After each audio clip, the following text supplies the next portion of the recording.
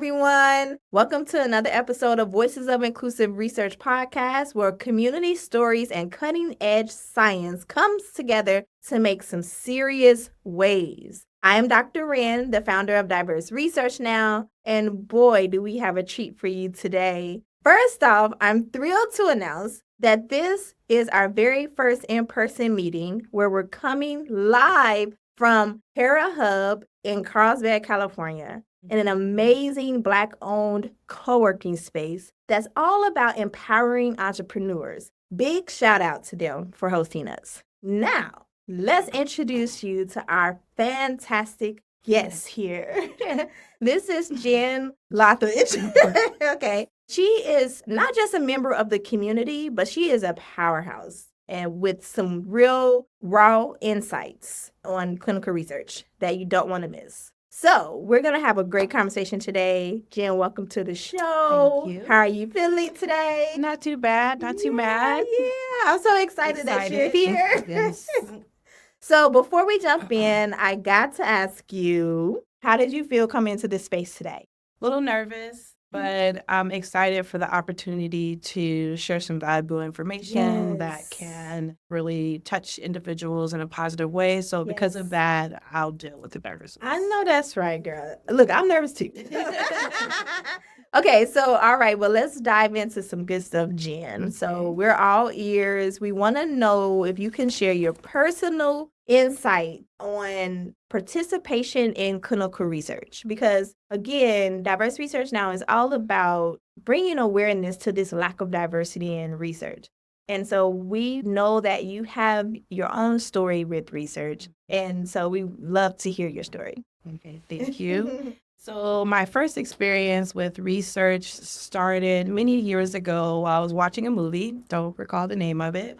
But in this movie, they had little papers with the tear off little tabs, called If You're Needing Extra Money. The movie's about these individuals that need money. So fast forward, they all show up in this room. Show up in this room. Gentleman walks in and thanks them for coming to participating in this research study.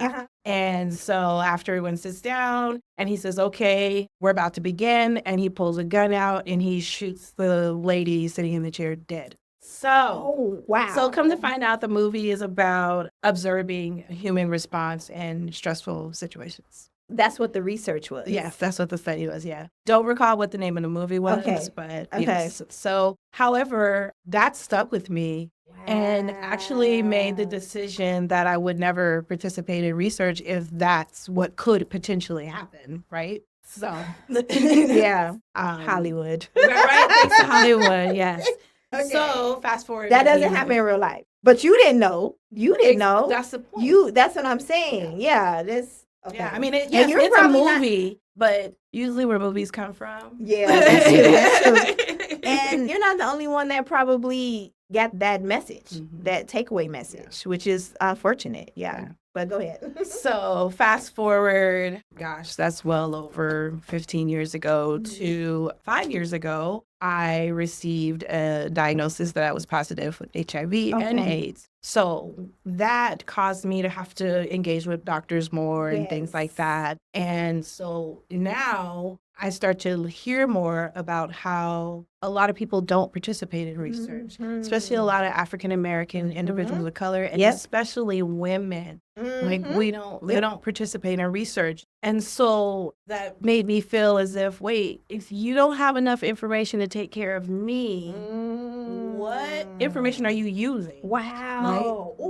Right? Because this person's DNA structure, it may not jive with mine. And so you think about but you can't blame them because they only can use what they got. Yeah, exactly. So, and it's historical. This lack of diversity in research is a historical issue. So, yes. I love the way that you put that. Wait a minute. So did you realize that with some of the medications that they have put you on? Or how did you start realizing, wait a minute, this might be a problem? It really just came kind of conversation and questions that I had been asking my provider initially because I was trying to understand what the heck was going on with me. Okay. HIV, that's a whole new world. Just asking questions, and she would talk about the various medications and the Biktarvy medication. That's the one. She said, the successes that it had in the trials and things like that. Oh, okay. Some medications aren't as good for whatever reason. Okay. But that's what she was just talking, it was a female at that. So, and that's what she was saying. That's why it's important that we participate in research. And so that's kind of what opened up my mind to like, oh, I can contribute so that you can take better care of me. Yeah. That makes sense. So your diagnosis is what kind of motivated you to like really look into research and get involved. So what kind of research studies have you been involved in? So I've been in a research study, Mediterranean diet research study. I have been in a study that measured my salt intake. Oh, there was a study. So the Mediterranean diet / activity. So it was a diet. It was a study that measured your daily activity. Okay. And it encouraged you to move more. So one of the things that I really liked about these studies is that they're not really invasive. I don't have to have a whole bunch of stuff. I like that you brought that up because that's okay. I know like the world that I work in, it's all about clinical research. And yes, we would love to get the awareness out where we get the community more into clinical trials because clinical trials is different. So clinical trials is where you're doing this, taking the medication. Correct. So, but you can do clinical research where you're not taking any medication, which is what you were saying. And like, that is like more appealing, right? Like if you are going to do it, you want to just do something where you're not taking the medication. And I hear that all the time in the community. One of a participant recently was looking for studies and she was like, I don't want to take a medication, but I'll get involved. So like, I love that though. Like I want pharma researchers to know that. Is that we don't mind getting involved. But yeah, sometimes, I mean, that medication piece, it's difficult. And that's why you have to kind of spend more time and educate people a little bit more when you're dealing with like them taking a medication state. Like, I mean, it's something going into their bodies. But we can get them ready and engage with them with other things like not taking, not in a study that doesn't take medication. And it wasn't, like you said, it's not an invasive, it's maybe not as much time consuming. And so that's what appealed to you, that you were able to help research and help science, but you didn't have to like be taking anything. At that time, no, correct. Because I had to be mindful, especially on medication for my HIV. I have to be mindful of what, what goes goes into my body. Of course. And so you have to actually get permission from your provider to participate in studies like that. They had reached out to me about That's a good point. Definitely, because we have all these medications that have adverse reactions to whatever. Yeah. That wouldn't be a good combination. Yes. We definitely want to make sure the community checks in with their doctors before they start the trials, of course. We definitely want to make sure they know that. And in some instances, they will require it. Yes. They will require it. The study team. Yeah.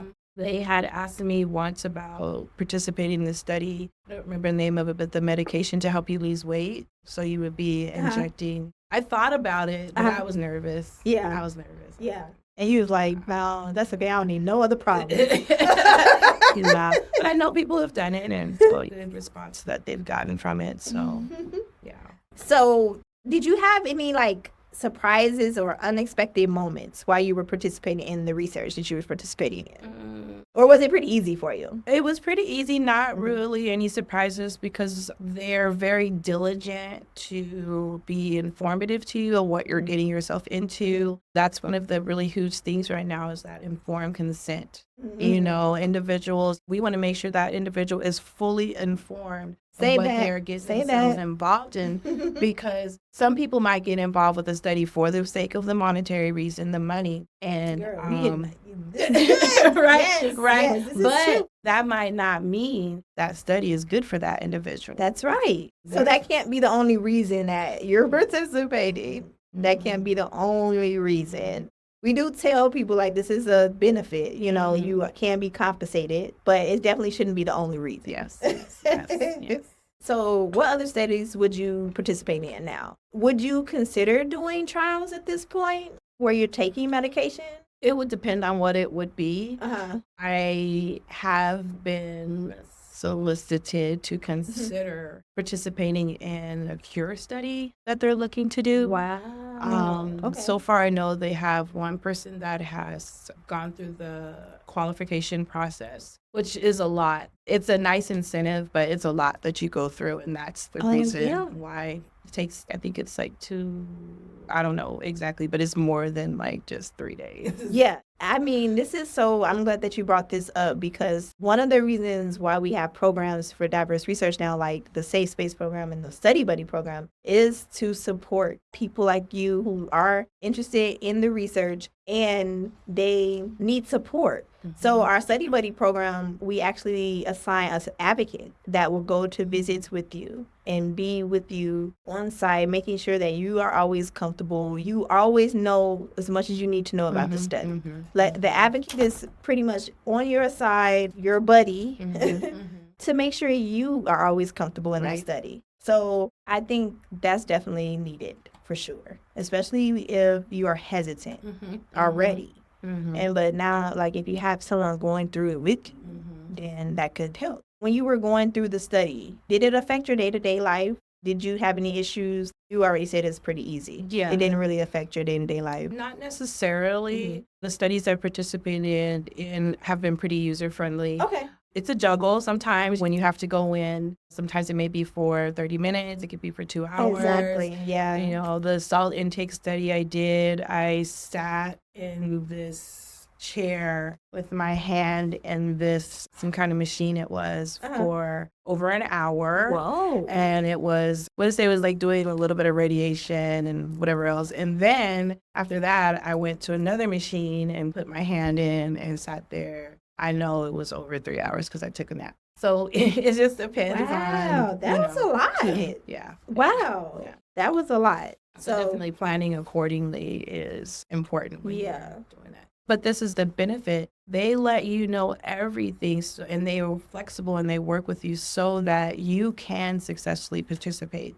So that was my next question to ask. How did the research team communicate with you throughout the study? Did you have a good experience with the research team? Yes. Okay. Not like robotic-ish. They want to make sure you're comfortable. Every study I've participated in, they want to make sure you're comfortable. Do you have any questions, any concerns? They'll explain stuff to you. I mean, if you ask, it depends on how you hang around scientists. So, it depends on how, how interactive they might be. But no, it's always been a good experience. And the benefit to that is because you establish that rapport with that individual. Now you are more comfortable when you go back again for another study because it's probably the same person that you're engaging with. At least for the intake portion. Yeah. No, I think that's super important. And I tell sites all the time, like, you can make or break a study, a participant experience. True statement. I mean, you have to be inviting. You have to not mind answering as many questions as you need to answer and really consider what they're doing. So I definitely think that's important for the research team to make sure they are taking care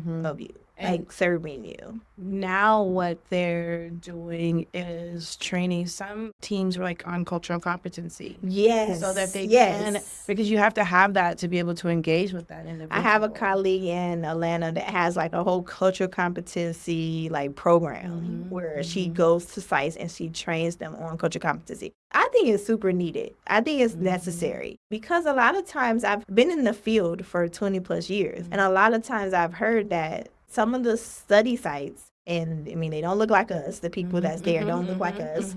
So one thing is they need to hire people that look like the participants they're trying to bring in. But they also need to be able to approach the different groups as well. So I think cultural competency would help them to learn how to do that.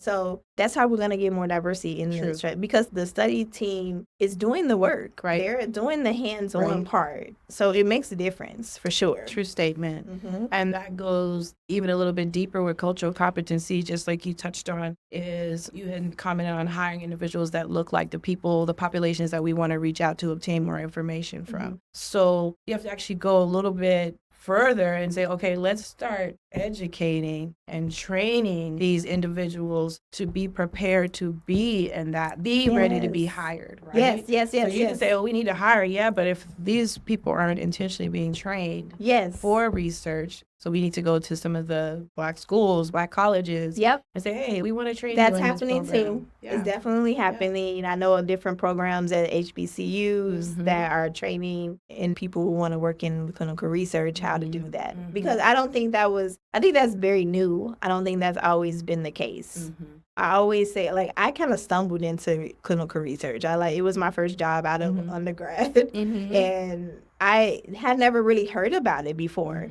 Like, really. And sometimes I'll go to events, and sometimes we do events out in the community. Like, we're going to, like, junior highs or middle schools. They have, like, a career day or something. We've been to a few of those. And I talk to the kids, and I'm like, do you guys know what clinical research is? A lot of them don't. Like, a lot of them don't. But they be surprising me sometimes. They're like, oh, yeah, like, I know what that is. This is this and this and this. So some of them know. I don't know. I guess maybe they were the ones listening in school, in class. I don't know. Maybe the other ones wasn't listening. I don't know. But Those are the science-minded. Yeah. And so that's what I usually ask them, like, do you like science? Because that's pretty much where this field is, science. Yeah. Some kids be like, no. And then some of them like, yeah, I know what that is. I did have one young lady. She actually came to our event in May, our annual clinical trial forum that we had in May. And she came and volunteered. That's how much she wanted to learn more. And she was like, maybe like 13, 14. So we love that. We take the kids in. Train that child. We don't have a problem bringing the kids in because they need to understand this as well. And that's one of the things, too, is that I feel like that's why we want to talk to everybody in the community and the whole family about this issue, because it's not just an adult thing. There's plenty kids that participate in clinical trials, and there's plenty pediatric clinical trials that are being done. One of the things that we do in December is we give toys to the kids who have participated in research. Just as a thank you. Say, hey, thank you for helping to move science forward. You know, they probably don't care why. They probably don't care. They just want that toy. But that's okay. Like, I love that. And so that's why I'm saying, like, we want to talk to everybody. So we try to, like, tailor our events, like have them in the evening where maybe the whole family can come and talk to the whole family, because this issue is not just about, like, adults. It really is about, any health condition. There's several health conditions that are being studied.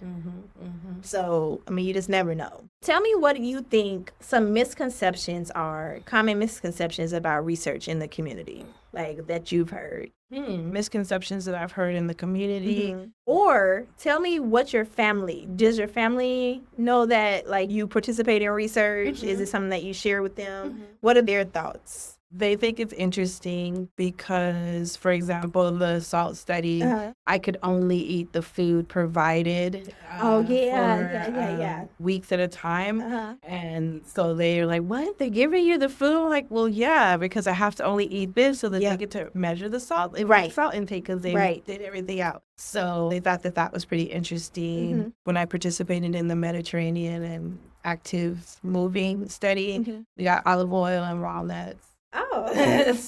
Because those are supposed to help your diet. So during those, like, 6 months or more. That's from study. Yeah. And so every time you would get a shipment of olive oil and walnuts.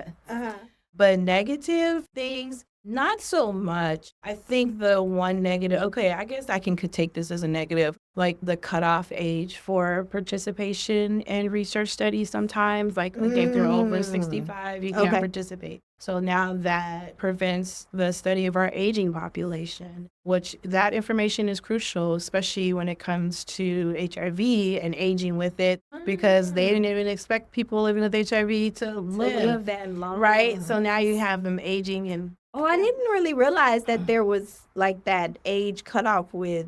So my background is Alzheimer's studies.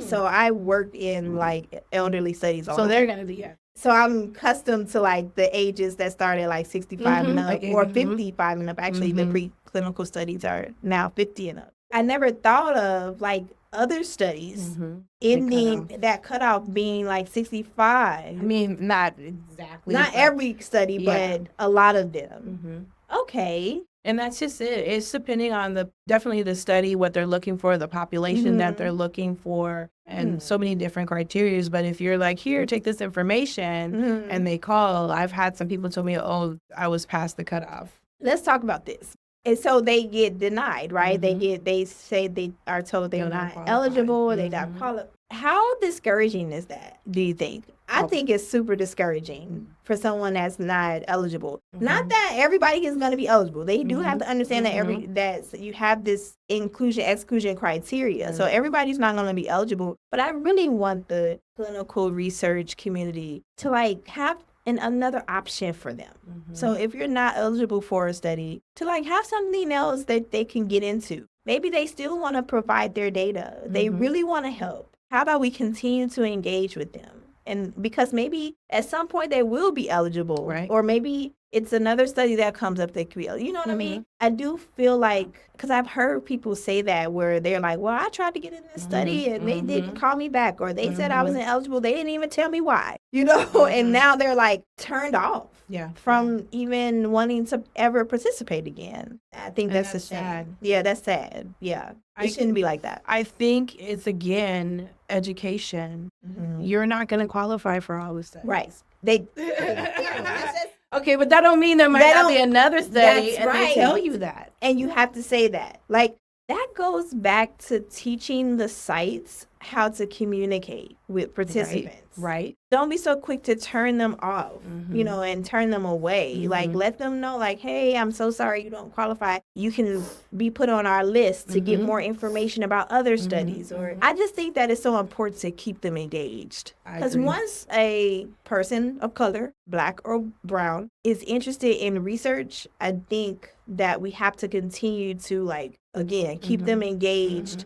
And that is through education, through events, like giving. That's the whole reason why diverse research now exists, to like give back to the community in this space where they're constantly are being served, sharing information, important information with them. So, hey, if it ever comes a time again that they want to consider a research study, they know that, hey, they can at least come to diverse research now. We can help them. Exactly. We can help them and to lead them to maybe another study.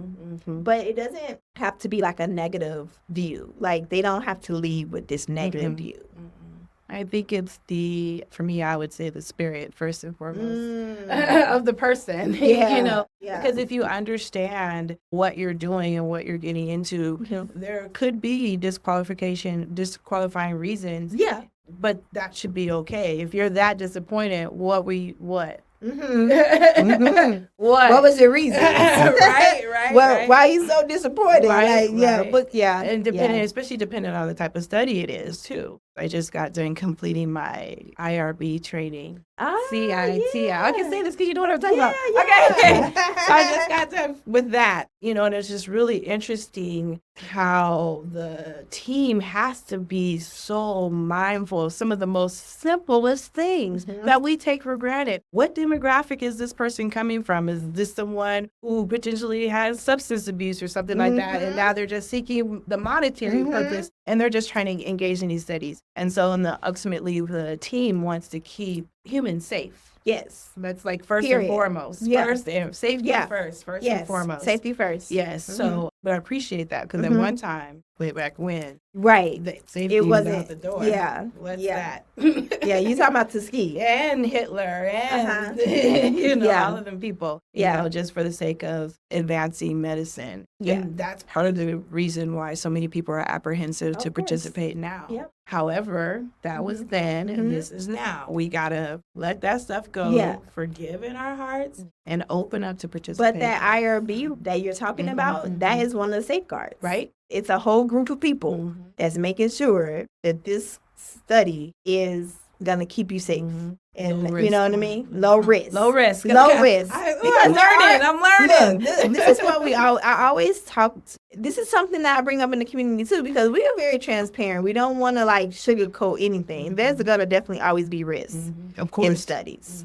for sure. But so, yes, you have to weigh the risks against the benefits. A lot of times the benefits outweigh those risks. And so I love that we can inform participants, Black and brown potential participants, inform them to the point where they can make that informed decision. Exactly. Because I think sometimes I feel like our community is so quick to just turn everything down. Sign or yes. No, Just- They just be like, good. yeah, yeah. No, let's, what? What you mean you good? You don't even know. You don't even know what we talking about shit. Why are we like that? Right. Because of the unknown, the fear. I think that's what it is. The mistrust. Yeah. Yes. Especially medical mistrust. So we're not supposed to be looking over there, but medical mistrust is huge. We got a whole team back there. Yes. And that's part of the reason why it is important that the teams are culturally sensitive, are doing that thorough, informed consent, being mindful of how they are engaging in that individual. Yes, we understand you either need your degree, you're trying to get your whatever done, or you just want to be able to get the data you want. But again, need that human touch.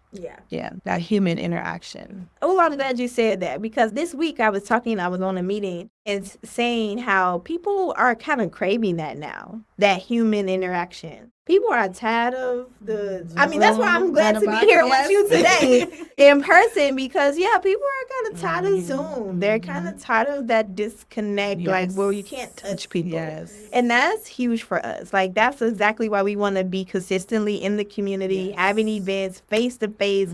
That those grassroots efforts, like, we appreciate those, because we think that's what people want, and that's what's going to help to change, I think, to make change, for sure. So is that what you wish researchers knew and understood about our communities, that our needs, that you have to come to our community and kind of touch us in a way? I mean, do you think that's what is needed to really see change? I'm talking about the researchers. What do you want to wish the researchers and the pharmaceutical companies and them, what should they know about our community needs and concerns? First and foremost, that instead of being subjects, we're humans. And I don't call them subjects. Our participants are participants. We call them participants because they are participating in research. But subjects, it is a hard, That's for I agree with Queen, Your Majesty. Okay. Your Majesty. Okay. So take out that word. Take out the word subjects and replace it with participants. Yes. You heard it from Jen. So in addition to that, when you're reaching out, the information that you put out into the community, have it be as least clinical as possible. I like that. Yes. Right? Yes. In layman's terms. Come on. Break it down.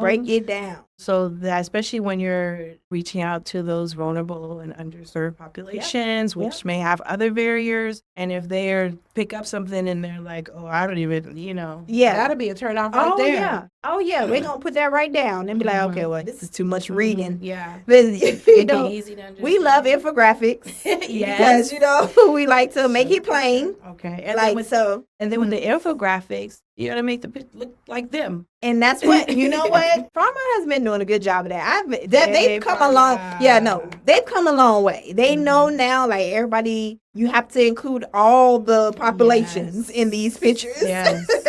Just for white folks, I don't need to do. Well, but the thing is that boldly, but No, this is what we think. This is what our community would say. Oh, okay, there's a white lady on here. Yeah, okay, that's not. Girl, just a simple picture. I know would turn us off. A picture is worth 1,000 words. I hate that it's like that, but hey, that's how it is. Let's change these pictures. And I have seen a lot of companies do that, but then there are still companies they got them same pictures. Gotta switch it up. Gotta switch it up. You gotta do something different. Yes. If you want to appeal to different communities, they need to be able to see a representation of themselves. Oh, look. Oh, they look like me. Oh, they participated in this study. Oh, okay, I could. That's at least gonna break down a little bit of that mistrust, because they at least, okay, this looks like it could be for me. Yeah, that's good. That's good. Anything else Other ideas. Other ideas. They watching. They watching. What else they guys need? And we already discussed the fact of educating and training individuals that look like the populations that you're looking to serve. Yes. Even when you're doing studies for the aging population, you know, if you're giving a flyer for an aging study and the person is young, putting on there, you know, that's the thing for me. Because we're visual creatures. Yes. So, you know, like you're saying, you want to be appealing. Anything else I can think of? So we already talked about calling, because I've heard some people say they haven't been called back before, which, if it's appropriate for me to say a VRC and HNRP in San Diego, both of those UCSD research providers do call back. Okay. Yes. Okay. They will call you back. Okay. They will ask you if you're interested in participating in another study. And if you say yes, they will put your information down and they will call you back again. Good job. Good job, guys. Yes. But yeah, no, I definitely agree with that because, again, you have a person from a diverse community that wants to participate. They're telling you that, and you're not going to call them back. Like, that just turns them off. We have to do a little bit better with that, for sure. The only other thing that I know when I started hearing feedback about individuals' opinions is the incentives, incentivizing. Yeah. Like, increasing the incentives. Come on, let's talk about it. Increasing Because the this is incentives. this is a big topic in the clinical research world. Incentives. How much is too much? How much is too little? Like, you know, so tell me, when you say that, do you agree with that it needs to be increased? Because what they're worried about is coercing people to participate. Right. So you don't want to do that. Too much, yeah. Yeah. So I'm actually going to hopefully be working with a group that's going to be making some decisions about compensation. And I'm hoping to take some of these conversations and talking to the community members back and share with them like, hey, share with them what the community really is saying. My experience has been the community always wants compensation. And I mean, even if it's something, it doesn't have to be huge. It doesn't have to be huge. But I think it's good to like change our perception of what we think of an incentive. Like, I don't like to say it's an incentive. I like to say like, it's just a thank you for like your time. Yep. Your time, And your body. yeah, You know? it's like, here, thank you for coming. Yeah. That's I what think. I've considered it as Yeah. a thank you for your contribution. Yeah. So Not, come because you're going to get paid. Like, because I feel like that's more like an incentive. Like, you know what I mean? Like, I'm trying to, I think it's so different. We have to say it in a different way. We have to present it and, like, put a different, like, perception on that, I think. like they say, instead of a raffle, opportunity drawing. So instead of I've never heard that. yeah, Opportunity drawing. yeah. Oh, okay. Yeah. Maybe we have to change ours because we say raffles. Yeah, I mean, well, some organizations, because of their status, they can't do raffles. Oh, that's right. You know, Okay. so that's how they Okay. do an opportunity drawing. All about the wording. That's how you get around it. Yes, all about the wording. That's some Again, good the information. wording. That's some good information. Yeah.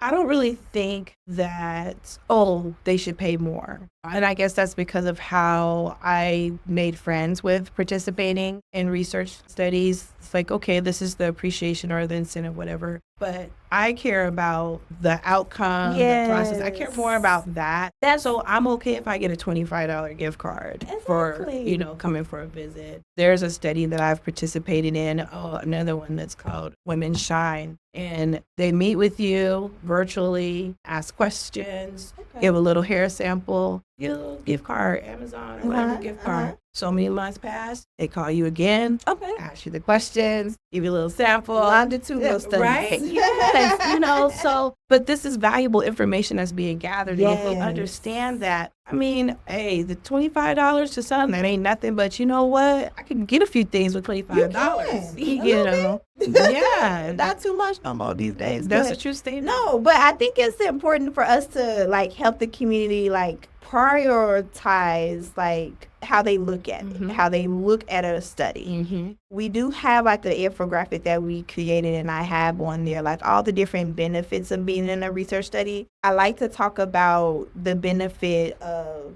having like a specialist. like tracking your health. On a consistent basis, you're getting like assessments and procedures done for free medical care. Free medical care. Because if something happens, if something goes wrong, that they're going to take care of you. You're going to get that medical care you need. Yes. So, and I guess that's why some people are like, okay, well, if something goes wrong, I know they're going to take care of me. So. Yes. And just so you guys know, because I had a community member that came to one of our like community meetings, she had a different perception or misconception of research or being in a study. And her misconception was that if you're sick in the study and like if something happens and you're sick or if you get worse, they'll keep you in the study and they won't do anything about it. That was her misconception. Yes. So that's wrong. That's wrong. Because, sorry.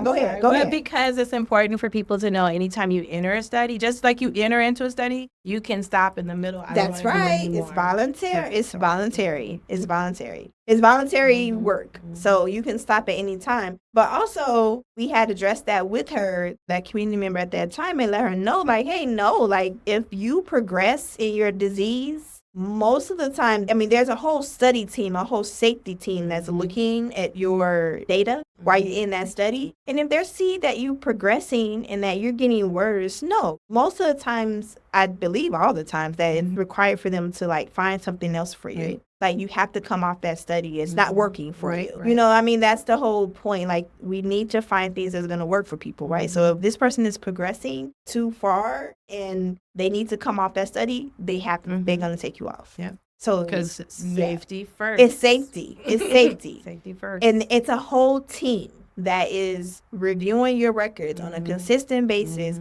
tracking your labs, tracking those, what's happening with those scans that you're getting. That's some of the procedures and studies. And if they see anything going wrong, yes, there's doctors that's going to be like, oh no, they have to come off. They have to come off and go to the emergency room or go, you know, whatever. So you don't stay in a study. That's what happened in Tuskegee, where they were just in the study and just kind of watching them go down. Yeah. That's not happening no more. Like, you cannot just be in a study and they just watch you go down. That's not. Do no harm. That's right. Do no harm. That's one of the ethical codes. Okay. Let me not give down. If you talking the wrong. But anything else, like, we're going to wrap up here, but I wanted to give you a chance to kind of let us know if you had anything else important that you want the community to know about your journey, or you want to say to, like, the researchers, or any last comments that we haven't talked about. Yes. Yeah. So I want to thank the researchers. Thank you. Aww. Thank you. We appreciate you, right? Yes. Because you guys get a bad rap at That's times. True. However, there are many of us out here that understand what you're doing and why you're doing it. If it wasn't for the individuals that are looking to help advance medicine, where would we be? I tell people, everyone complains about, I want better healthcare. I want better healthcare. What are you doing to contribute to the better healthcare? Yep. So, right. What are you doing? What are you doing? What are you doing to contribute to the better healthcare? Yeah. Or the improvement of healthcare. And I feel that that's part of what researchers do. Is, I mean, that's what they were doing before Tuskegee, Hitler, all of them people. That's what they were doing before. But unfortunately, the morals and everything else was a little bit twisted. But we learned from that. Valuable information did come from those things, yes. Yeah. However, we are evolving. And as long as you're continuing to stay culturally competent, you are ensuring that informed consent, and you are remembering that the person that you are working with is a human. Yep. You are going to begin seeing more participation, because as we all know what snowballing is, I love that, because I was like, one of the major terms I learned from our research class is snowballing. Look, I read a whole paper about snowballing, which I think is, go ahead. Tell me what you was going to say about it. No, just because as the experience gets better, I went and participated in this study, and this is what happened. And girl, I got this little gift card right here. What? Word of mouth. They go. They have a good encounter once again. Yep. Boom, that person. And that's especially if it's geared towards a specific population. Yeah, I love that. Thank you for bringing that out, because that is, I think, is huge for Black and brown communities. To that word of mouth.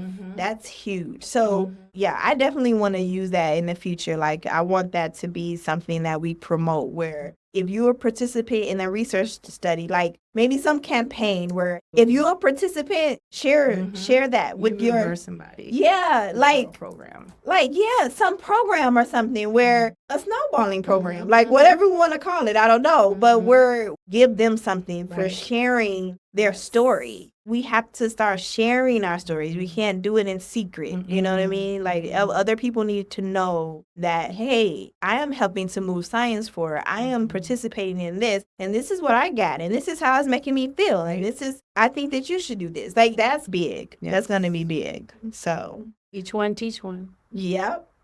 That's an educational term, huh? Yeah, but like in education. Yeah, but it's universal. But it's universal. Yes, it's you can use it. You can use it in like several different ways. So, but thank you so much, Jen, for being here. I appreciate it. We had a great conversation. It was a lot of great points. Thank you. So thank you so much, and we'll see you again.